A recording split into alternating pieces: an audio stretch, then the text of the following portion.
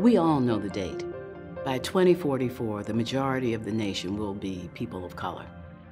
Our neighborhoods, our cities, our nation will only thrive if the people who are going to be the future are fully ready to contribute. The future of the city of Pittsburgh is dependent on what we do now.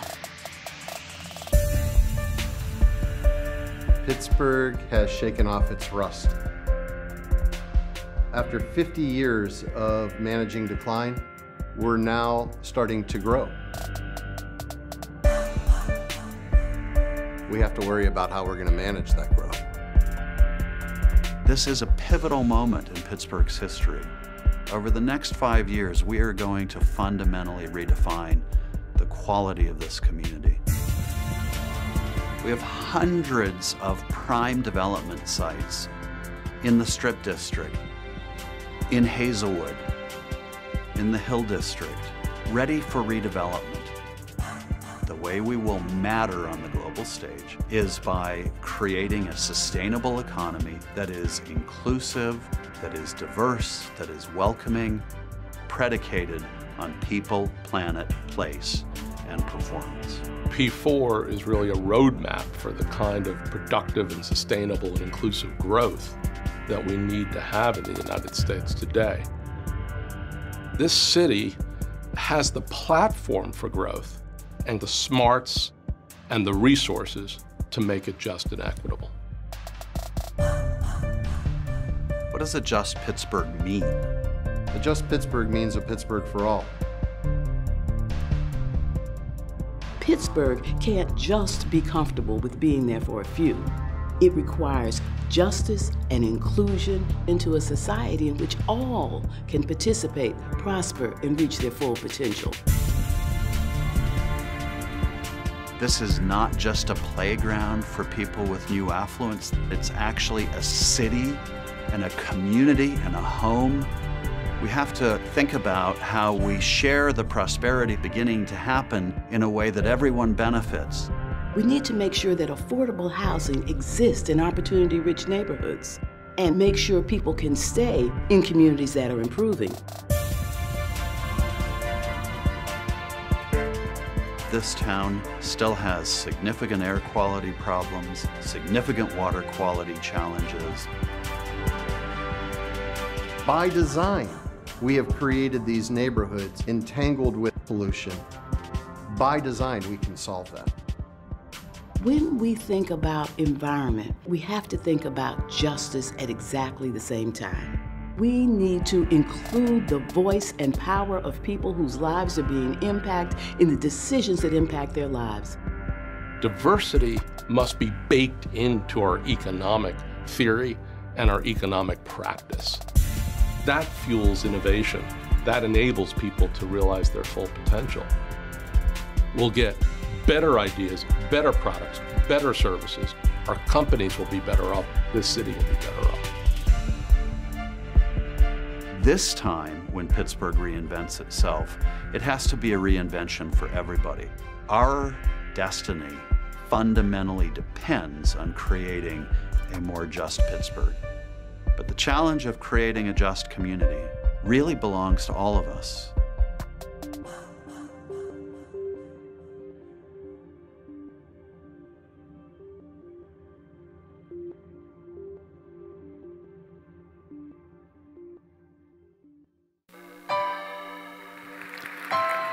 Morning. I timed that exit just to make sure that it was with the applause, which obviously was for me, not the video, so it's early in the morning. Hi. Thanks for coming. I can't see you. I can only see bright lights, but I peeked around and confirmed that, in fact, we have about over 600 people registered to attend the event today, which is like twice as many as we had 18 months ago. My name is Andre Hines. I'm a co-host and co-agitator. I should have said that when I walked out. It's an honor to have you here, and I think the fact that you've come all this way for many of you who are from out of town signals that there's a genuine hunger and interest and recognition of the importance of this type of work. And yes, it is work, even though it's also really fun and really cool. And I think the nature of the work is one that perhaps has managed to escape so much of the kind of postmodern urbanist history, one of really kind of mapping a workable, viable future for everybody involved in those places where we live. So for those of you who are new to P4, I just want to remind you of why we did it in the first place. So I guess about 2 years ago or so, we realized that there are about 500 acres of prime real estate within the city limits of Pittsburgh, most of which are brownfield, but you know, in a city like this, it's all greenfield, which are going to be redeveloped in the very near term.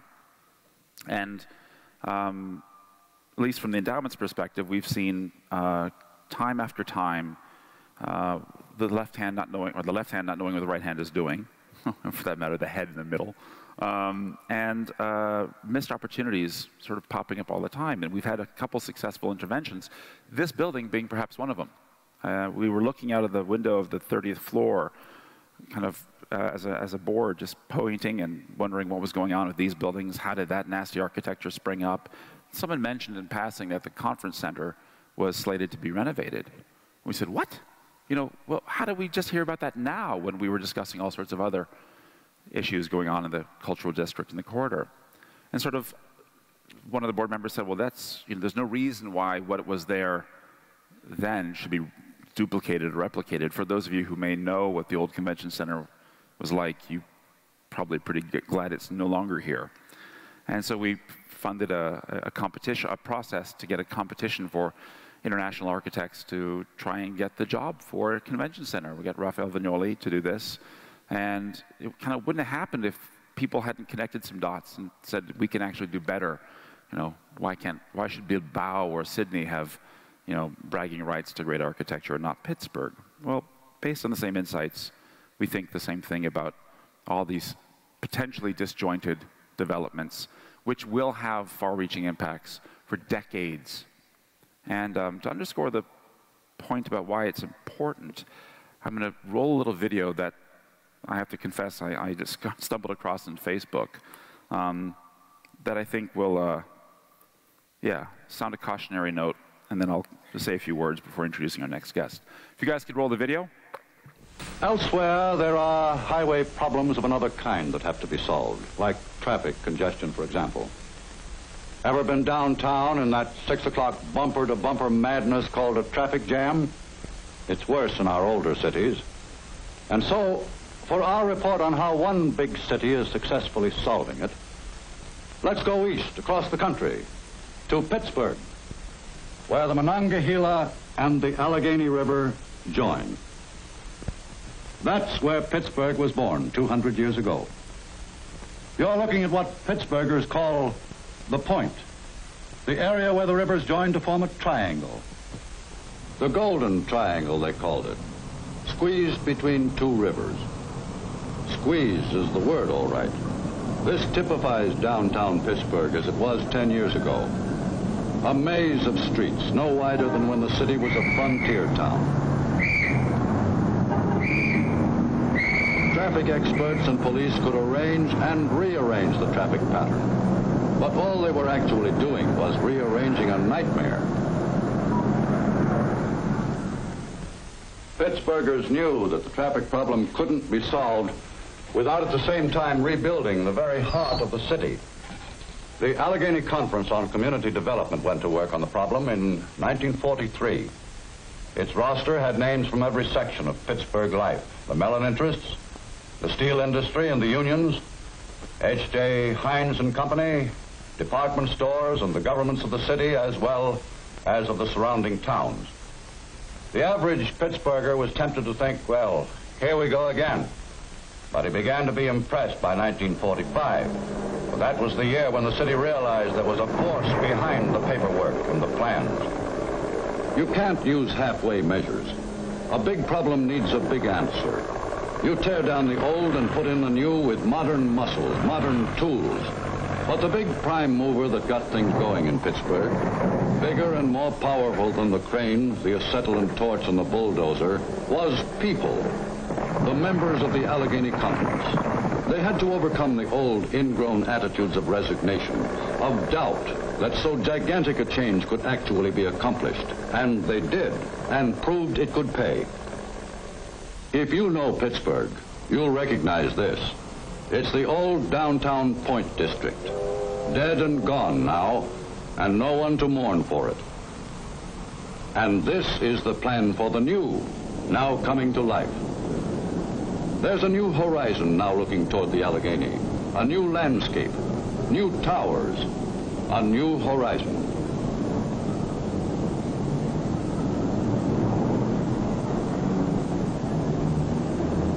And for the increased thousands who work downtown, there are municipal underground parking garages going down 6 stories. You park your car yourself and pick it up yourself going home. And you go home going out of town along the new expressway. That's part of the same master plan for Pittsburgh. You can drive smoothly and safely in and out of the city now. And so you can say that the American road, as it goes through Pittsburgh, is being opened up, is being made free. Robert Moses would be so proud. So I was a little hesitant sharing that with you this morning, because I didn't want to sort of put a kibosh on the positive attitudes. But I think it's really important, especially as you heard, because our family's partly guilty for past efforts to create a better tomorrow, that we pause to reconsider our assumptions and our belief systems about what is required to do at every step, especially when big things are happening. They're just going to happen like it or not. So we have an obligation to do something.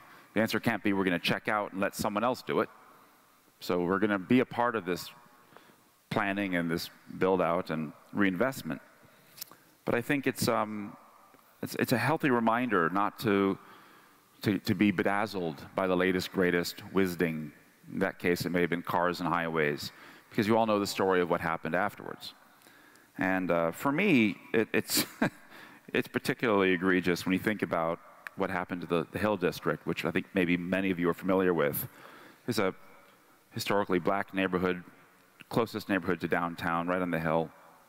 One of the richest places for jazz music and musicians to come from, and it's just an amazing place, a bit like our Harlem. And in their wisdom, whoever made those decisions bulldozed half the neighborhood and put about a 100-foot drop for sunken highways to go out to the new suburbs. And we're feeling the reverberations from that ever since. Talk about displacement and feeling a bit ignored.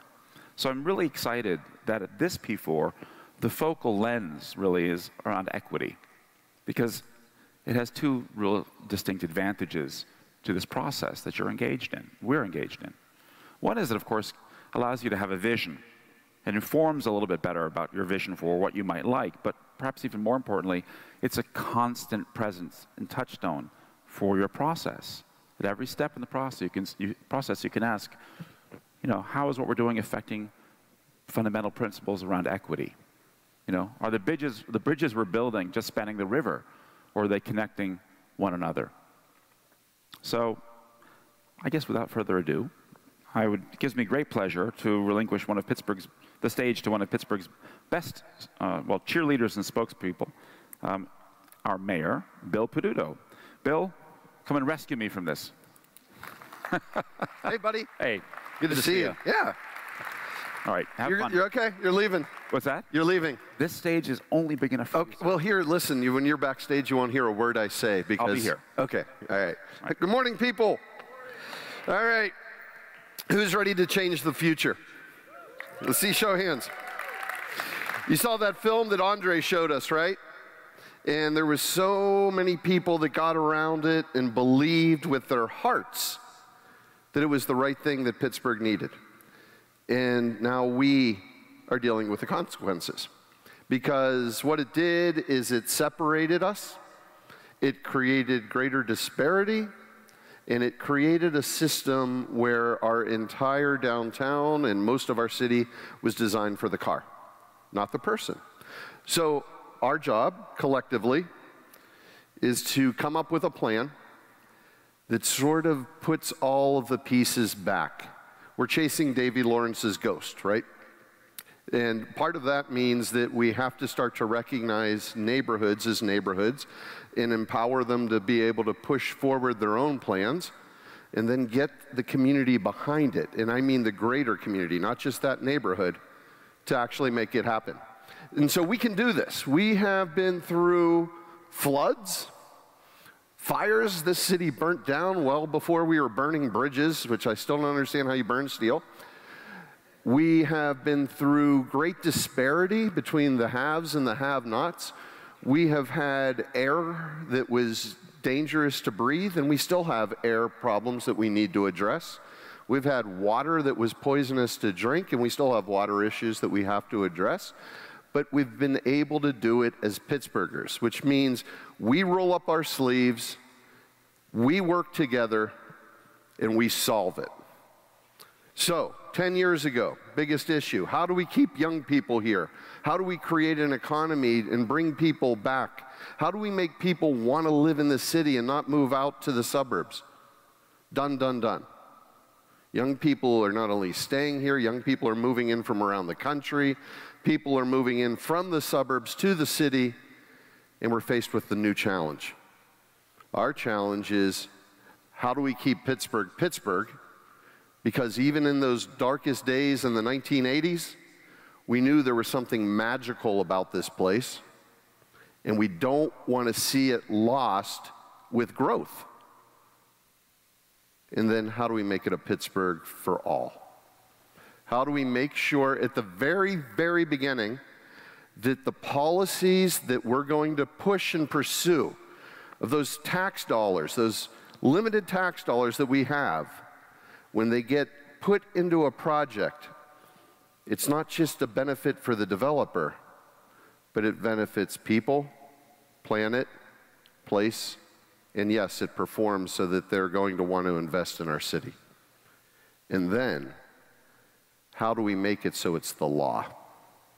So that it doesn't matter who's the mayor or who's on council, but for these next 10 to 20 years, we bake in all of those things at the beginning of the process and not wait 50 years later to try to solve them.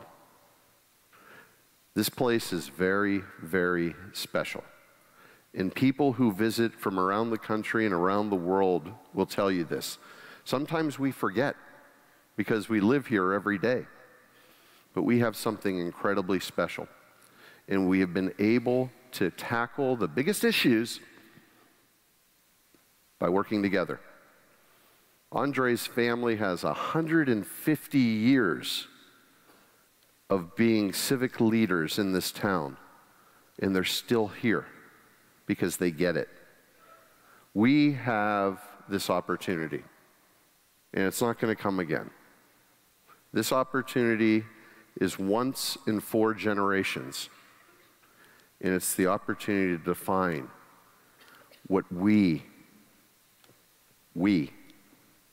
want Pittsburgh to be. We're small enough we can do it.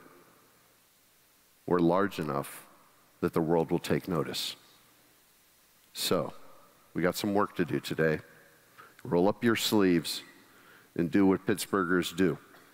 We work hard and we innovate.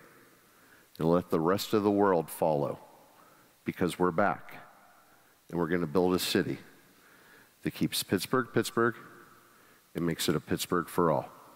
So let me show you a short video, 3 minutes, that sort of explains that and talks about how all these changes in technology in our industry are putting us at that forefront of building a Pittsburgh for all.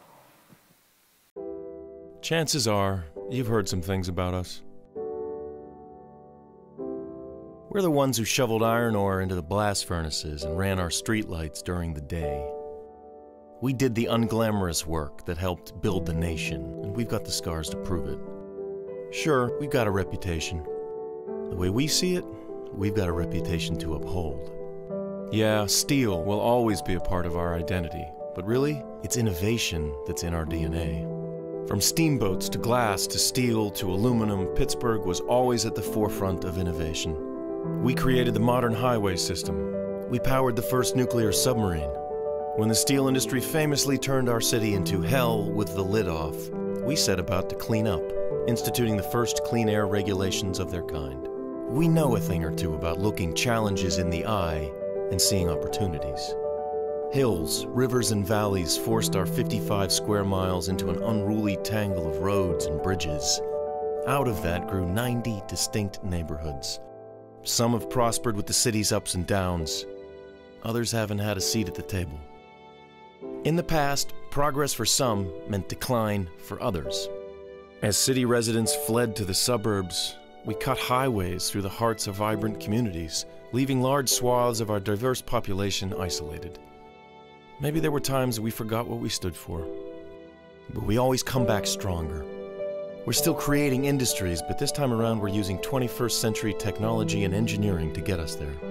Universities, nonprofits, and businesses are working together to build robots, cure diseases, and design better products. And we're just getting started. With Smart PGH, we're at the cusp of the next revolution in transportation and information technology that has the potential to have huge impacts on the way we live. We're deploying the most advanced traffic signals in the world to move people, bikes, and vehicles both faster and safer. These signals actually learn, and they're made right here at home. We're rolling out smart streetlights with sensors that communicate with traffic and even monitor air quality. We're building new infrastructure for autonomous and electric vehicles and charging them without fossil fuels. And this time, we're putting people first, training our residents for the jobs of the future, and working on the ground in every neighborhood to make certain these technologies are actually making people's lives better.